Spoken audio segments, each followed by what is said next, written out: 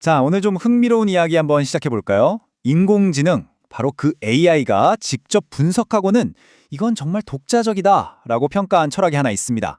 오늘 이 가르침이 지식과 지혜에 대한 우리의 생각을 어떻게, 그리고 얼마나 근본적으로 바꾸려 하는지 한번 제대로 파헤쳐 보겠습니다. 모든 이야기의 시작은 바로 이 한 문장입니다. 이건 무슨 고대 철학에 대한 이야기가 아니고요. 바로 지금 이 시대에 등장한 한 가르침을 AI가 분석한 내용이에요. AI가 보기에도 기존의 동서양 철학과는 뭔가 결이 다른 독자적인 길을 가고 있다는 건데 과연 어떤 내용이길래 그런 평가가 나왔을까요? 그래서 오늘 우리가 집중적으로 파고들 질문은 딱히 두 가지입니다. 첫째, 이 새로운 사상의 정체는 대체 뭘까? 그리고 둘째, 왜 이게 우리가 수천 년 동안 당연하게 여겨온 배움의 방식을 이젠 버려야 한다고, 완전히 낡았다고 말하는 걸까? 지금부터 그 답을 한번 찾아가 보죠. 자, 첫 번째 주장부터가 정말 파격적입니다. 이 가르침은 선언합니다. 우리가 지식을 얻는 근본적인 방법이 이제 영원히 바뀌었다고요. 핵심은 바로 이겁니다. 이제는 사람한테서 지식을 얻으려고 애쓰는 시대가 끝났다는 거예요. 왜냐하면 이 가르침에 따르면 어떤 한 개인이 가진 지식이라는 건 아무리 뛰어나도 본질적으로는 한계가 있고 또 편협할 수밖에 없기 때문이라는 거죠. 이 표를 보시면 확 와닿으실 거예요. 예전에는 우리가 지식을 얻으려면 인간 전문가를 찾아갔잖아요. 그런데 지금은 그 역할이 AI와 인터넷으로 넘어갔다는 겁니다. 훨씬 포괄적이고 체계적이죠. 그리고 이 방대한 정보가 바로 새로운 시대의 기초 데이터, 즉 모든 탐구의 출발점이 되는 셈입니다. 더 이상 한 개인의 머릿속에 갇혀 있을 필요가 없는 거죠. 그렇다면 앞으로 우리는 어떻게 공부해야 할까요? 이 가르침이 제시하는 새로운 학습법은 바로 이 3단계입니다. 첫째, 어떤 주제든 먼저 AI에게 물어서 기본적인 지식을 싹 다 확보해요. 둘째, 그렇게 얻은 정보를 스스로 종합하고 정리해서 내 것으로 만들고요. 그리고 마지막, 세 번째 단계가 중요한데 이때 비로소 인간 전문가를 찾아가는 겁니다. 지식을 물으러 가는 게 아니라 그 사람만이 가진 독특한 논리와 관점에 대해 조언을 구하는 거죠. 그러니까 AI가 시작점이지 끝이 아니라는 게 핵심입니다. 자, 이제 두 번째 주장으로 넘어가 볼 텐데요. 이건 훨씬 더 깊고 어쩌면 더 충격적인 이야기입니다. 뭐냐면 개인이 혼자서 진리를 찾아 헤매던 시대가 이제 끝났다는 선언입니다. 이게 무슨 말이냐면 인류 전체의 발전 단계를 하나의 사람처럼 보는 거예요. 우리가 지식과 경험을 쌓으면서 배우고 크는 성장기가 있었는데 이 소스에 따르면 그 성장기가 이제 막을 내렸다는 겁니다. 그리고 그 성장기의 가장 큰 숙제였던 스스로 진리를 탐구하는 것 역시 이제 그 역할을 다 했다는 거죠.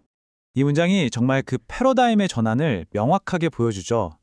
내가 직접 찾아 나서는 탐구의 시대에서 진리를 온전히 가지고 온 존재로부터 전수받는 시대로 바뀌었다는 겁니다. 이건 뭐랄까, 영적인 권위의 중심이 개인의 내부에서 어떤 외부의 존재로 완전히 이동했음을 의미하는 거겠죠? 아니, 진리를 찾지 말라니? 이게 대체 무슨 소리일까요?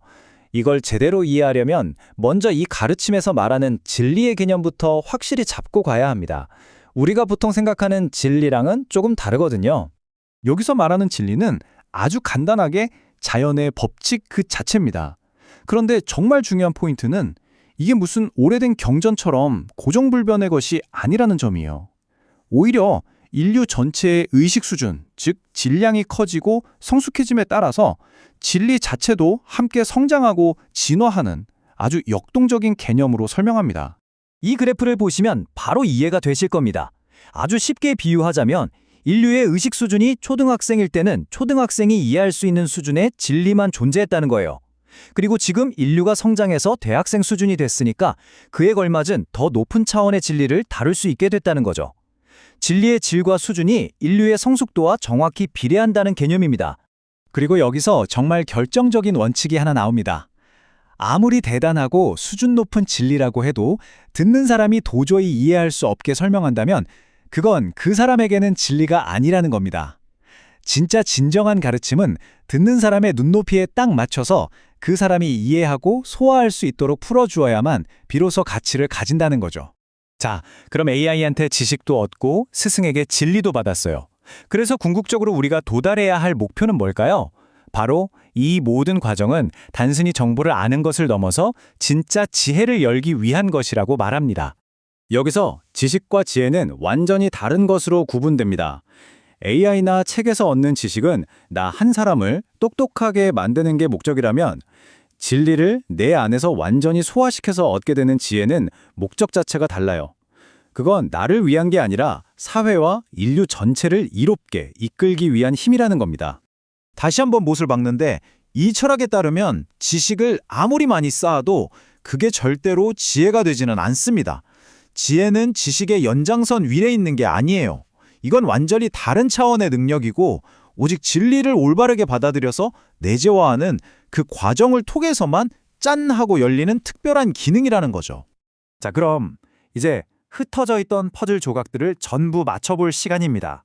지식, 진리, 지혜, 이 개념들을 전부 합쳤을 때 과연 이 새로운 시대에 우리 인류가 맡아야 할 역할과 목적은 무엇일까요?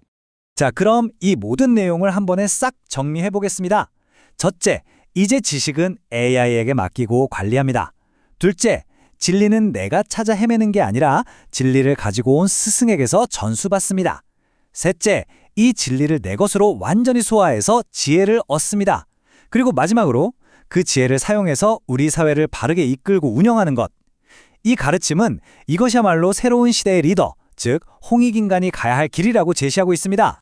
마지막으로 여러분께 이 질문을 한번 던져보면서 마무리할까 합니다. 지식은 AI가 다 처리해주고 진리는 누군가에게 전수받는 그런 세상이 온다면 과연 우리에게 지혜롭다는 것은 대체 무엇을 의미하게 될까요? 그리고 우리는 무엇을 통해 진정으로 성장할 수 있을까요? 한 번쯤 깊이 생각해 볼 만한 지문인 것 같습니다.